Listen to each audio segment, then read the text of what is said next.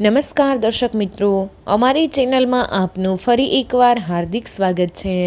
ચૈત્ર માસમાં મીઠું શા માટે નથી લેવાતું કે નથી ખવાતું? તો મિત્રો, ચૈત્ર માસમાં મીઠું ન ખાવાની પરંપરા સદીઓથી ચાલી આવે છે, પણ આખરે એવું શું છે આ મીઠામાં કે તેને ચૈત્ર માસમાં ટાળવામાં આવે છે? ચૈત્ર માસ એટલે કે ચૈત્રી નવરાત્રિ, વ્રત, ઉપવાસ અને આધ્યાત્મિક શુદ્ધિનો સમય। પણ શું તમે જાણો છો કે આ મહિને મીઠું ખાવાની મનાઈ છે? હા, તમે સાચું સાંભળ્યું છે કે તે માત્ર એક ધાર્મિક માન્યતા છે કે પછી તેની પાછળ કોઈ વૈજ્ઞાનિક કારણ છુપાયેલું છે? આજે આ વિડીયોમાં આપણે ચૈત્ર માસમાં મીઠું કેમ નથી ખવાતું તેની રહસ્યમય અને રોમાંચક વાત જાણીશું। તો વિડીયોને ધ્યાનથી પૂરેપૂરો સાંભળજો, કારણ કે આપણે આ પરંપરાની ખરી સત્યતાની તહેનાત કરીશું। તો મિત્રો, વિડીયોમાં આગળ વધતા પહેલાં તમે ચેનલ પર પહેલીવાર આવ્યા હોય તો ચેનલને જરૂરથી સબસ્ક્રાઈબ કરી દેજો, વિડીયોને એક લાઈક કરી દેજો, કમેન્ટ બોક્સમાં જય મા લક્ષ્મી જરૂરથી લખી દેજો। આપણા હિન્દુ ધર્મશાસ્ત્રમાં કહેવામાં આવ્યું છે કે આ મહિનામાં મીઠા વગરનું ભોજન લેવું જોઈએ અને આખો મહિનો મીઠું ખરીદવામાં નથી આવતું।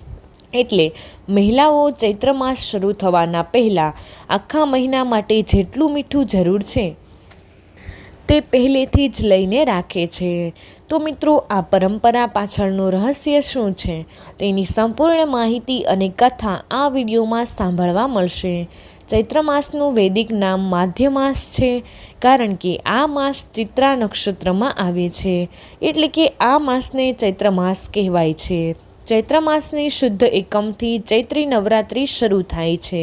આ 9 દિવસોમાં નવરા પાસે જવાથી માતા નવદુર્ગાની પૂજા કરવામાં આવે છે। ચૈત્ર માસમાં અલુણા વ્રત રાખવામાં આવે છે, જેમાં લૂણ વગરનું એટલે કે મીઠું ન હોય તેવું ભોજન લેવાય છે। તેથી આ વ્રતને અલુણા વ્રત કહીએ છીએ। શાસ્ત્રો પ્રમાણે આખો ચૈત્ર માસ લૂણ વગરનું ભોજન લેવું જોઈએ એવું કહેવામાં આવે છે। જો પૂરો માસ મીઠું વગરનું ભોજન લેવું યોગ્ય ન લાગે તો 5, 3 કે 1 દિવસ તો મીઠું ખાતું જ રહેવું જોઈએ। જો પણ ન થાય તો ચૈત્ર માસની અમાસના દિવસે મીઠા વગરનું મોડું જમવાથી આખો ચૈત્ર માસ મીઠા વગરનું ખોરાક કર્યાનું ફળ મળે છે। ચૈત્ર માસમાં મીઠા વગરનું ખોરાક જમવાનું મહત્ત્વ છે, કારણ કે આ પાછળનો ધાર્મિક મહાત્મ્ય એ છે, જ્યારે ભગવાન શિવ તપસ્યા માટે હિમાલય ગયા ત્યારે માતા પાર્વતીની એકલતા હટાવવા પાર્વતીને ભરોસો આપે છે કે તમારા શરીરના મેલમાંથી 2 પૂતળા બનાવો અને મારું સ્મરણ રાખો, ત્યારે 2 બાળકો જન્મશે અને તમારી એકલતા દૂર થઈ જશે।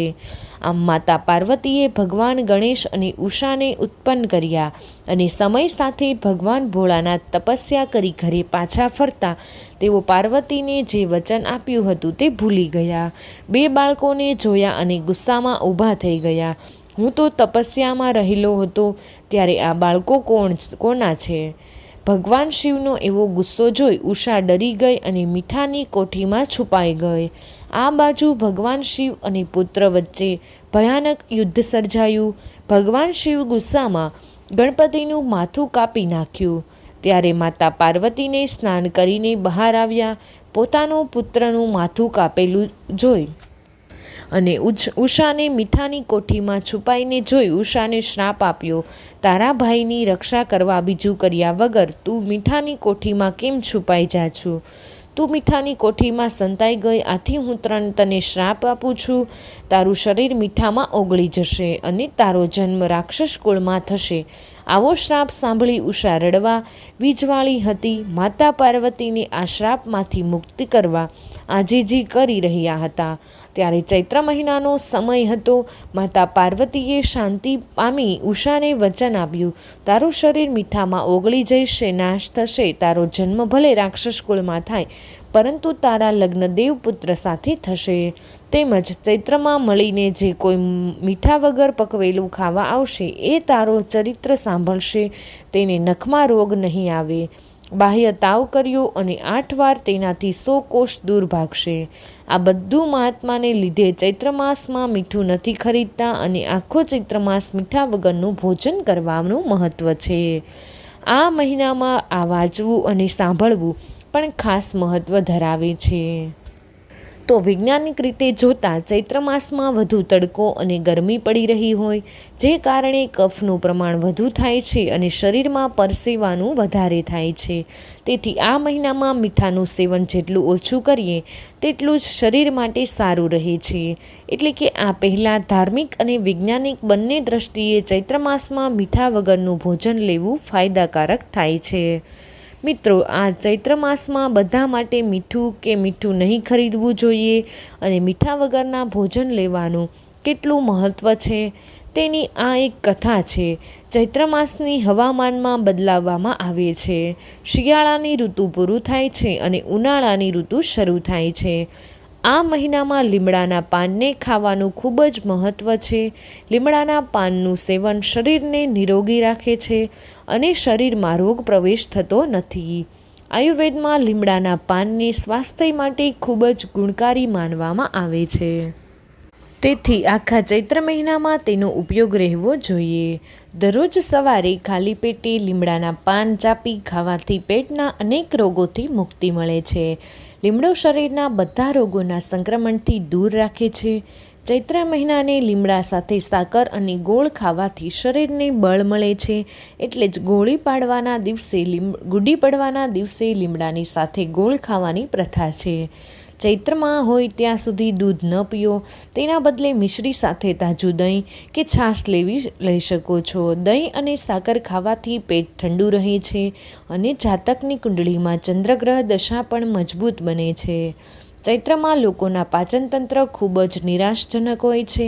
તેથી આ દિવસોમાં વધારે તેલવાળો અને તીખો ખોરાક ન ખાવો જોઈએ. હળવો ખોરાક લેવું સારું છે અને જો શક્ય હોય તો એક વખતમાં જ ભોજન કરવું જોઈએ. રાતનું ભોજન ટાળવું પણ જલ્દી થઈ શકે છે. આ મહિનામાં વાસી ખોરાક ન ખાવો જોઈએ. અનાજ ઓછું વપરાશ કરો અને ફળોનો ઉપયોગ વધુ કરો. આ મહિનામાં શેકેલા ચણા અને ગોળ ખાવું શુભ માનવામાં આવે છે. સ્વાસ્થ્ય માટે ખૂબ જ સારું હોય છે. આ મહિનામાં શરીરમાં પાણી ખૂબ જ ઓછી માત્રામાં રહે છે. તેથી વધારે પાણી પીવાનું જોઈએ. ચૈત્ર માસની શરૂઆત થાય સાથે જ શિયાળો સમાપ્ત થાય અને હવામાનમાં ફેરફાર આવે. ગરમીઓ આવો ધબધબતો હોય છે. એટલે આયુર્વેદિક અને ધાર્મિક દ્રષ્ટિએ ચૈત્ર માસમાં ઠંડા પાણીથી સ્નાન કરવું જોઈએ. ગરમ પાણીથી સ્નાન કરશો તો શરીરમાં નબળાઈ વધી જાય છે અને રોગપ્રતિકારક શક્તિ કમજોર થઈ જાય છે. તેથી આ મહિનામાં ઠંડા પાણીથી સ્નાન કરવું ઘણી જ આવશ્યકતા છે. ચૈત્ર માસમાં સૂર્યદેવનું પૂજન કરવું ખૂબ જ શ્રેષ્ઠ માનવામાં આવે છે. આ મહિનામાં સૂર્યના ઉપવાસ જીવનમાં જ્ઞાનનો પ્રકાશ પ્રસરી જાય છે અને જેમની નકશામાં સૂર્યદોષ હોય તો જે ઝીંઝવાઈ જાય છે. આ મહિનામાં વહેલા પ્રાતઃકાળે ઉઠવું અને ભગવાન સૂર્યનારાયણને નિયમિત જળ અર્પણ કરવું જોઈએ. તે ખૂબ જ તેનું મહત્ત્વ છે. ત્રાંબાના કળશમાં શુદ્ધ જળ ભરી તેમાં લાલ રંગના પાન મૂકવા જોઈએ. લાલ ચંદન મિક્સ કરી ભગવાન સૂર્યનારાયણને જળ અર્પણ કરવાથી મન શાંત થાય છે અને સૂર્યદેવની કરુણા મળે છે. કહેવાય છે કે આ રીતે વ્યક્તિને ઊંચા પદ અને પ્રતિષ્ઠા મળે છે. કહીએ તો ચૈત્ર મહિનામાં મીઠું નહીં ખરીદવું જોઈએ. તેથી જ ધાર્મિક દ્રષ્ટિ રાખતા લોકો ચૈત્ર મહિનો શરૂ થાય તે પહેલાં જ મીઠું ખરીદીને રાખે છે. આ મહિનામાં મીઠું ખરીદવું નહીં જોઈએ અને મીઠાનું સેવન પણ ન કરવું જોઈએ, જેનો ઉલ્લેખ શાસ્ત્રોમાં કરવામાં આવ્યો છે. તો મિત્રો, વિડીયો પસંદ આવ્યો હોય તો વિડીયોને એક લાઇક કરી દેજો. તમારા બધા જ મિત્રો સાથે વિડીયોને શેર કરી અમારી ચેનલને સબસ્ક્રાઈબ કરવાનું ભૂલશો નહીં. કમેન્ટ બોક્સમાં જય મા લક્ષ્મી જરૂરથી લખી દેજો.